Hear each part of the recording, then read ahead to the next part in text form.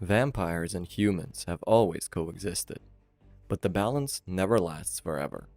They eventually wage war on each other for supremacy, but the vampires succeed and make humans their tools. During this war, we see a helpless girl looking at the scene of the murder of the two people that she holds dearest in this world. The girl could only watch as the ruthless vampires devoured her mother and father. She isn't even allowed to scream, as that would alert the murderers, and the efforts of her parents to hide her and her brother would all fall apart. The helpless girl, now a high school student, still gets nightmares of that horrendous and frightful night, even to this day, so many years in the future. After she snaps out of the nightmare bit, one of the students in her class tells her to take some sheets into the music room. As she's wondering why she has to be the one to do it, she sees a vampire feasting on the blood of some schoolgirls and runs away from the scene. The handsome vampire is known as Prince Roy and is very popular among the girls in school. The prince follows the girl and pins her down. Surprised by the fact that she didn't desire him in the slightest and was actually appalled by him, he forces himself upon her, but the girl doesn't accept him as the person who had killed her parents was also a vampire. She tells him to back off and scratches his cheek to bleed. As a result, Roy takes her in front of the whole school and tells everyone that she is his enemy. The girl sighs at her own misery because she is a helpless human, and against the authority of the vampires, humans cannot do anything. Roy's announcement instigates the entire school to bully her. She tries to run away from her fate, but eventually trips down a staircase, exactly like her life has been going downhill ever since that horrific night.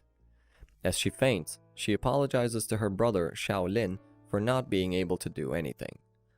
Roy feels bad for the girl, but his previous experience with a human stops him from stepping in and stopping this madness once and for all. Roy once had a blood servant named Flay. She had promised to stay with him forever, but she just disappeared into thin air one day. Since she broke her promise, Roy thinks that all humans are bad and not trustworthy, and deserve everything that's happening to them. Later that night, Roy finds out that the girl had fallen down the stairs and was taken away by some delinquents so that they can rape her. He tries to ignore it all, but once he finds out that it was all Mayase's planning, he steps in and scares the boys off while also telling Mayase to get out of his sight. After saving the poor helpless girl, Roy brings her home and tells his servants to tidy her up and then put her to bed to get some rest. As he's getting out of the room, the campus chairman tells him not to be so flamboyant. He teases him about the fact that he is the one who put her in this situation, and he also played the role of her savior, two completely contradictory behaviors. Roy gets angry with him when he mentions Flay, and leaves the hallway to go take a look at his new pet. However, he is surprised to see that nobody is lying on the bed, and that the girl, whose name is Du Xiaoxin, has escaped through the window. Xiaoxin tries to run away from the mansion at full speed, but she isn't able to execute her escape because some feral crows keep following and bothering her. Roy sees the crows and comes to save her. Amidst the chaos, they both fall down a cliff, but Roy shields her so that she doesn't get hurt. He starts bleeding heavily and tells her to get out of the place, as he won't be able to resist the urge to suck her blood. But she refuses to go, as she doesn't want to owe a vampire any favors.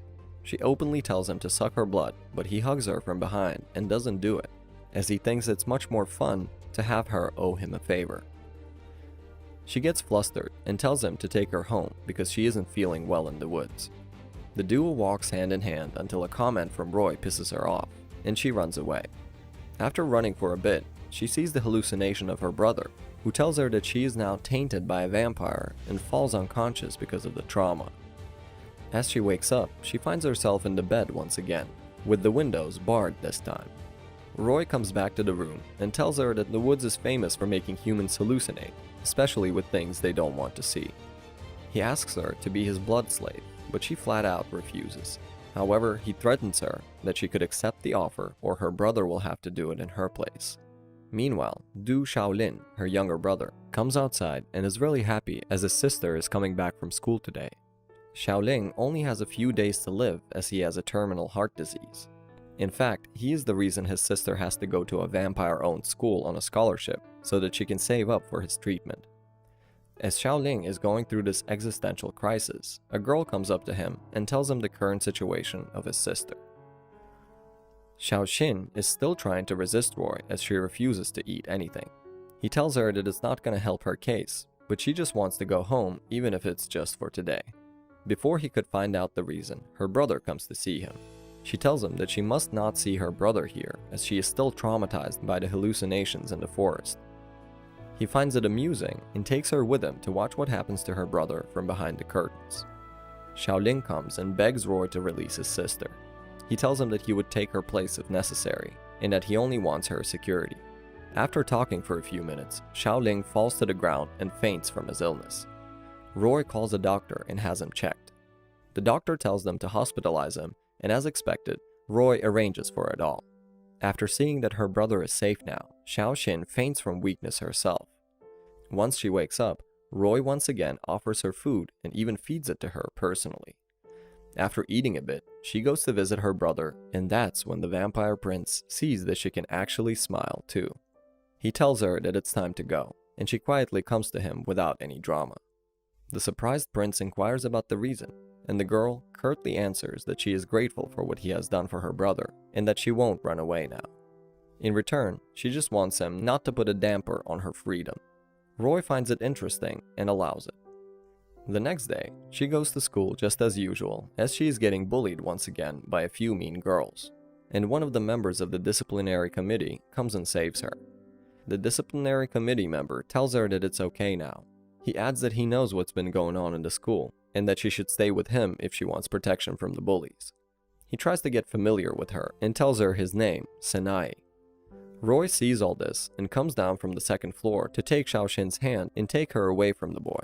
He puts her in the bed and punishes her in rather non-punishing ways. He asserts his authority on her as his master and tells her to take off her clothes. However, after seeing that she is having quite a lot of trouble with that, he tells her that it's not necessary this time, as this is her first offense. However, if she's seen with another man ever again, he won't tolerate it. The next day, Sanaya tries to approach her once again, but she refuses to talk with him. After coming back home, Roy takes her to dance under the moon as practice for a vampire ball that's coming up soon. Xiaoxin starts getting nauseous when she hears about the vampire ball and goes away. Roy's friend teases him about how he is really taking care of his new blood servant, to which he doesn't really have a reply. Xiaoxin is getting anxious about the ball near the fountain where she runs into the campus chairman. The chairman comments how she is similar to Flay with respect to her long hair and throws her into the fountain with a look of disgust on his face. The chairman, who is Roy's brother, tells Xiaoxin about the fact that she is only a replacement for Flay and that she shouldn't have any expectations. He also tells her that Flay betrayed Roy even though he held her in such high regard. Roy, however, comes to the fountain and tells the chairman not to spout any random nonsense that comes to his mind. He takes the frightened girl's hand, offers her a coat, and takes her away. He also tells her not to be too bothered by what the other guy says, and to be careful and try not to run into him at all if possible. The doctor tells her that her brother's condition has suddenly deteriorated and she should rush here if she wants to be by his side. She gets extremely worried and rushes to the gate to go to the hospital. However, the gate is closed for her and she's not allowed to leave without an official permit. She requests the guards a lot, but she's unable to convince them. Sanaya comes there and asks her what's the matter. Once he finds out about Xiaoling, he tells her that even if he is a member of the disciplinary committee, he can't help her. But what can help her is a nobility badge. Sanaya tells her to steal Roy's badge and use it to get out of the school. When Xiaoxin asks him why he's helping her, he tells her that he once had a friend who suffered the terrible fate of dying because she was bullied by the vampires. He doesn't want that scenario to repeat again. She thanks him and goes to Roy. However, she's unable to put her request into words as Roy himself isn't aware of her brother's condition. She then decides to use the nobility badge method. After having a rather easy time stealing it, she runs away with some extra help from Sanaya once again and is finally able to get out of the school grounds. After running for a while, she reaches the hospital and sees that Xiaoling is completely fine. She hugs him by reflex, but starts to wonder that something doesn't add up in all this. Will Roy find out about the nobility badge? Will Xiaoxin ever get rid of the hatred for the vampires? These and many more questions are left for the rest of the episodes to uncover.